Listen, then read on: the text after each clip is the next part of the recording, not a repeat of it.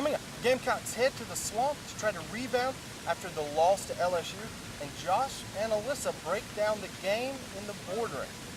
This is Capital City Sports.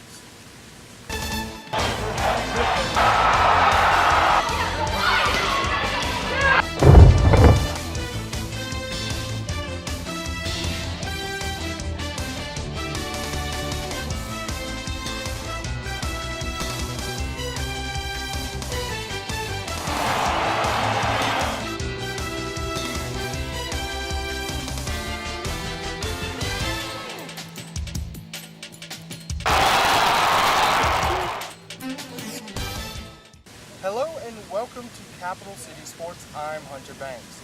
After the tough loss to LSU, Steve Spurrier and company headed to his alma mater, Florida, to try to rebound. Let's get right to the action. Gamecocks coming into the swamp, bringing in a 6-1 record, a 4-1 record in the SEC, and it doesn't look good from the start as Connor Shaw fumbles. Laurenti McCoy recovers at the 1-yard line, and from there, it's all Jeff Driscoll as he finds Jordan Reed in the end zone, putting the Gators up 7-0 early. The Gamecocks respond. They drive down at a field goal. Not looking too bad, 7-3 at this point. But later in the game, Ace Sanders is going to field a punt, return it a couple of yards, and there goes the ball. Florida comes up with it, and that leads to another Jeff Driscoll touchdown as he is going to find Quentin Dunbar from 13 yards out. He evades some tacklers, goes in from there, putting Florida up 14-3.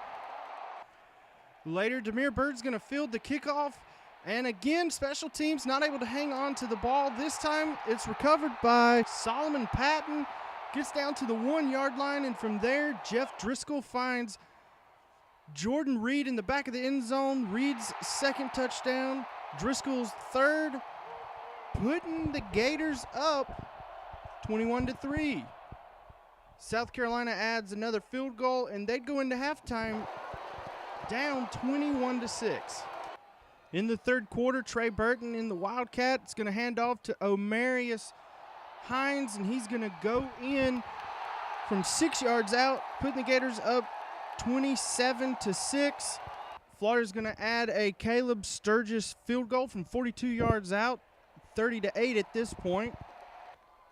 And then Jeff Driscoll is going to find Frankie Hammond Jr. from 6 yards out, bringing the score to 37-8 in favor of the Gators. The Gamecocks would add another field goal as Adam Yates hits a 30-yarder, 37-11 at this point. But Florida puts it out of reach, if it wasn't already out of reach, as Matt Jones runs in from a yard out. Final score, Florida 44, South Carolina 11. Hunter Banks, Capital City Sports. The offense couldn't seem to get started as Connor Shaw struggled, completing 9 of 20 passes. He was replaced by Dylan Thompson in the second half, and Thompson didn't fare any better, completing only 8 of 20 passes. To learn what happened, let's go to Josh and Alyssa in the boardroom.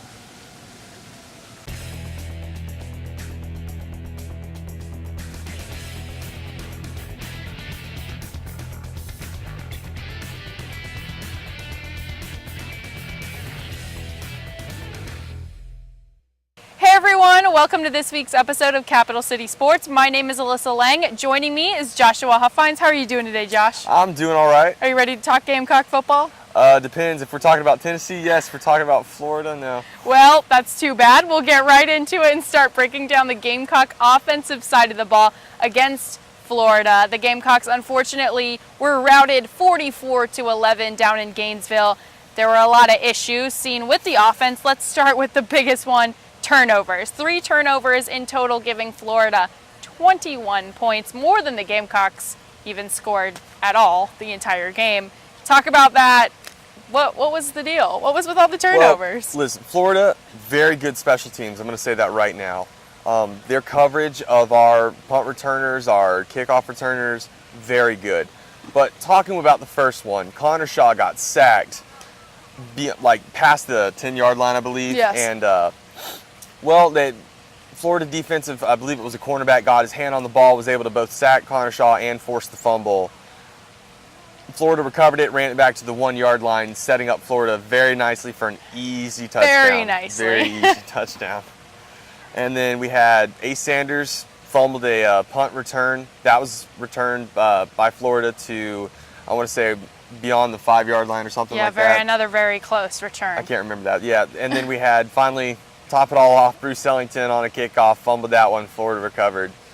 Very rough start. Couldn't hang on to it, we gave him 21 points. Yeah, well, that was definitely not good, especially since the Gamecocks, like I said, were only able to score 11 points, 9 of which came from Adam Yates, 3 field goals, all good, obviously, for 9 points. The other 2 came from Vic Hampton, who returned an extra point, which was blocked, giving us 2 more points, but it was not enough, obviously, because Florida was able to stack up 44 against the Gamecocks. Well, Florida was doing all right. They were capitalizing on our mistakes. That was the Definitely. biggest problem. We couldn't convert on 3rd down.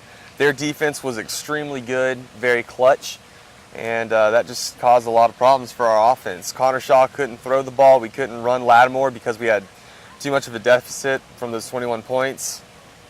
Didn't work out too well. Now, Connor Shaw definitely struggled, and that was very obvious to see. He only was able to stack up 72 yards passing, not like him. Then you see Dylan Thompson coming in the second half, and he just did a little bit better at getting a total of 83 yards passing.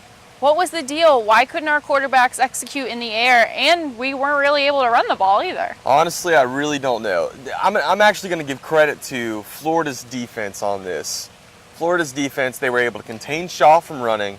They were able to rush, give a good pass rush, and their secondary wasn't actually too bad. I was kind of impressed with what they were doing in the backfield. Yeah. The only problem I will say is that Connor Shaw was missing a lot of open receivers. Easy 10-yard passes, that would be a first down. I saw Ace Sanders got open quite a good bit on a curl. You miss those shots, those are pretty big. Right.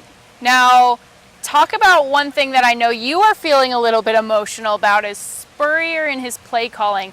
Do you think that he could have done anything better? Do you think, if you were him, what would you have done differently? Well, I understand Spurrier probably got really frustrated with those 3 turnovers, and that put him in a huge deficit, and then he wants to pass the ball. I understand that.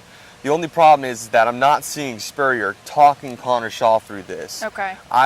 He said that he was going to pull Connor Shaw if he didn't release the ball. That doesn't give you very good, it doesn't make you feel good when you're on the field. Yeah, not a good morale booster. Not very good at all. And then finally he takes Shaw out and puts in Dylan Thompson. What are you telling the team when you do that?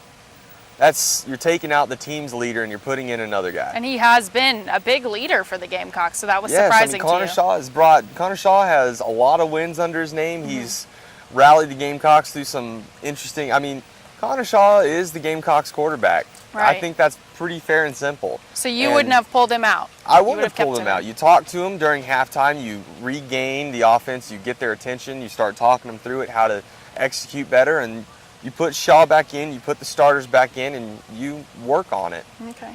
Well, that's very interesting insight. Thank you, Josh. Join us again after the break. Back in the boardroom, we will be discussing Gamecock defense against Florida. Coming up after the break, Alyssa and Josh break down the performance of the USC defense against Florida. Stay with us. Even though the defense kept Florida under 200 yards, they couldn't keep them off the scoreboard, giving up 44 points. Let's go to Josh and Alyssa in the boardroom to learn more about their performance.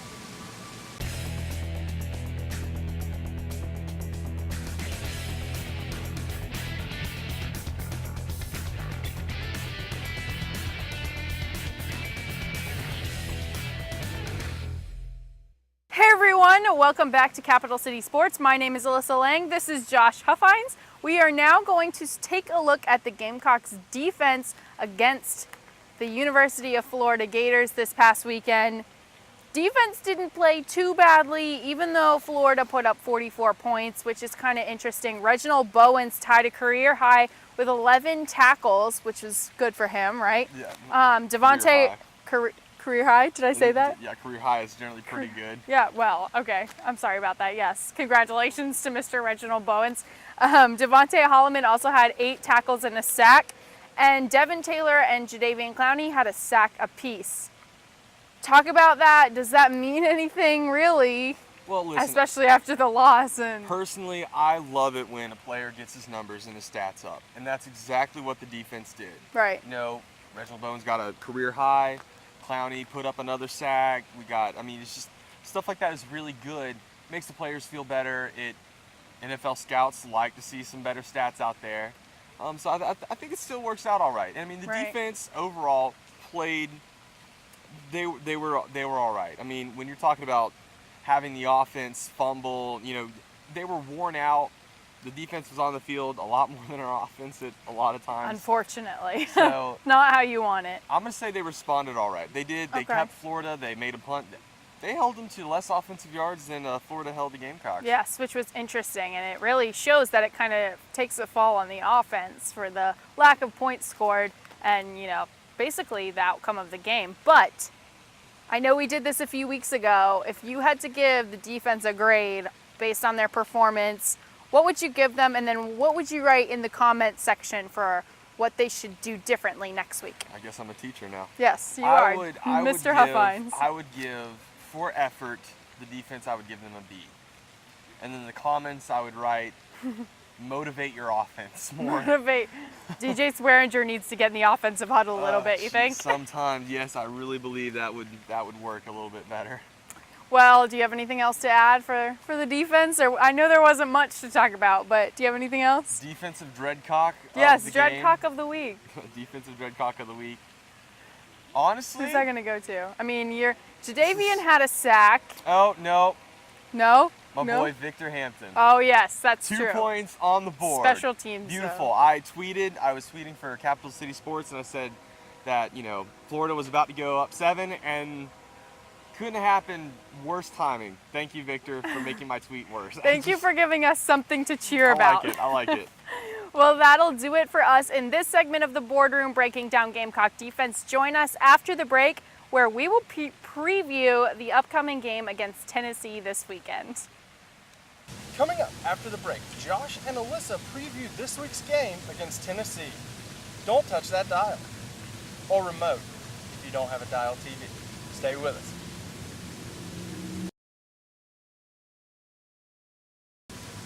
Saturday, the Gamecocks welcomed Tennessee to Williams-Brice.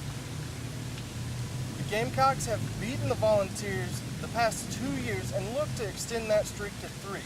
To learn more about Tennessee and what the Gamecocks have to look forward to, let's send it to Josh and Alyssa one more time in the boardroom.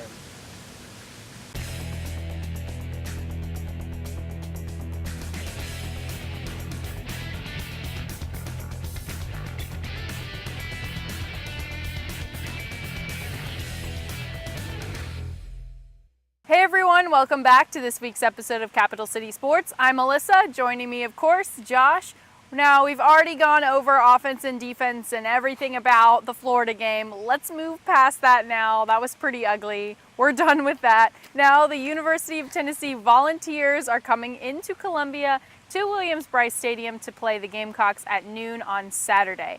We're going to break down that game for you, starting with Josh. How is Tennessee going to put up points against the Gamecocks? Well, Tennessee is a passing offense. They love to throw the ball. Bray has 16 touchdowns, almost 2,000 yards. He's floating, wow. I think he's at 19-14 right now.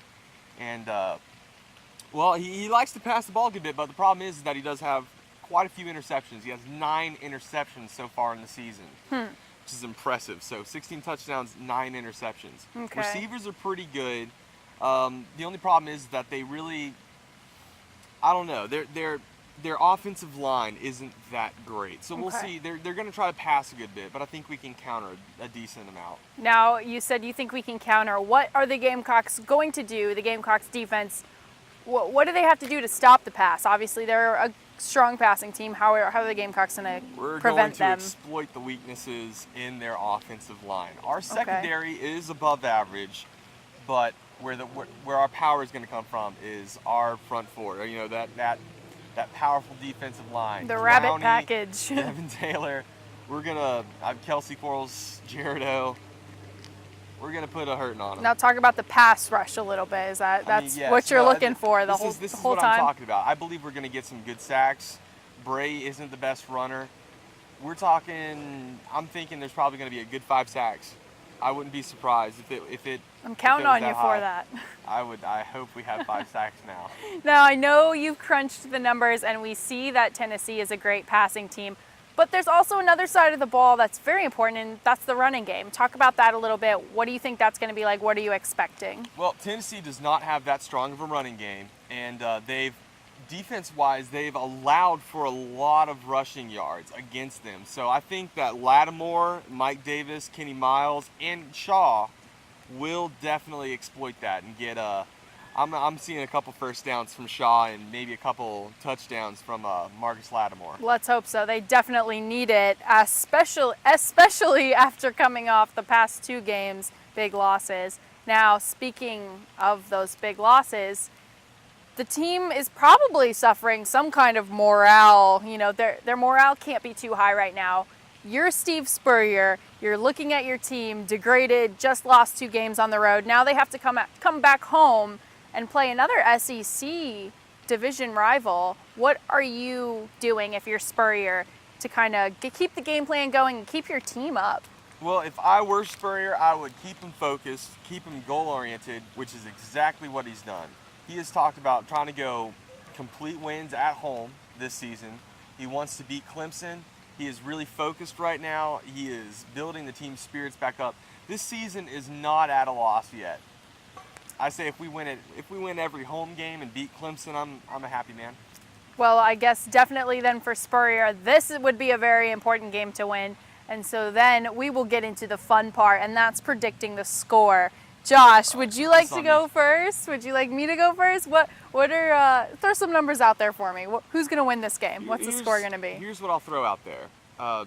Tennessee will probably get some big plays, maybe 1, maybe 2. I think they might be able to score, I'm going to say 10 points. I'm going to say so Tennessee will score 10. Mm-hmm. And I think that our offense, especially with our run game at home, we've been doing pretty dang well. I'm thinking it'll be 42-10. Wow, steep. I think we're going to come back pretty well from our losses. Now, I guess if it's my turn now, I think I'm going to give Tennessee a little bit more than that. I am going to give the Gamecocks the win, especially after listening to what Lattimore said in a press conference earlier this week. He said that the Gamecock fans are really the reason why they won a lot of our home games. They're so loud in Williams-Brice that they really are the 12th man. So I think that's going to help the Gamecocks put about 34 points on the board, and I'm going to give Tennessee about 17. I don't think they're going to come in and lay down, but I don't think it's going to be a close game. Tennessee doesn't want to get embarrassed. They're going through a lot of stuff with their program as well, and it would be a huge upset for them if they were to come into Columbia and beat the Gamecocks, who are kind of looked at as kind of weak right now. Well, they are kind of looking weak. I think the Gamecocks are pretty angry right now with themselves and just overall. Tennessee they only scored 13 points at home against Alabama. So right, that's true. I don't think they're going to be scoring much more than that here at Williams-Brice. Well, we will see what comes on Saturday. And now, before we go, let's get into our kind of new segment that Josh has brought to the show. Who is your potential dreadcock of the game this coming weekend? Right. Who are you looking? What dread-headed player are you looking to make some big plays?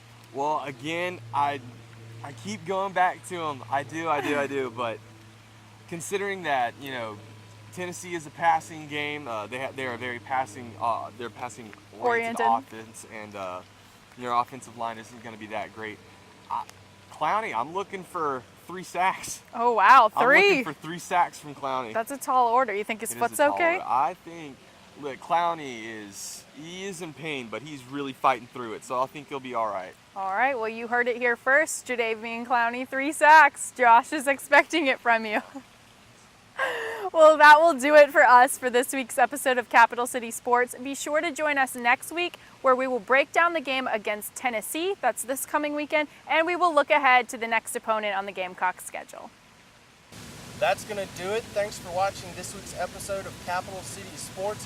If you've missed anything or want to watch this episode again or any of our past episodes or video clips, just check us out online, sgtv.sc.edu.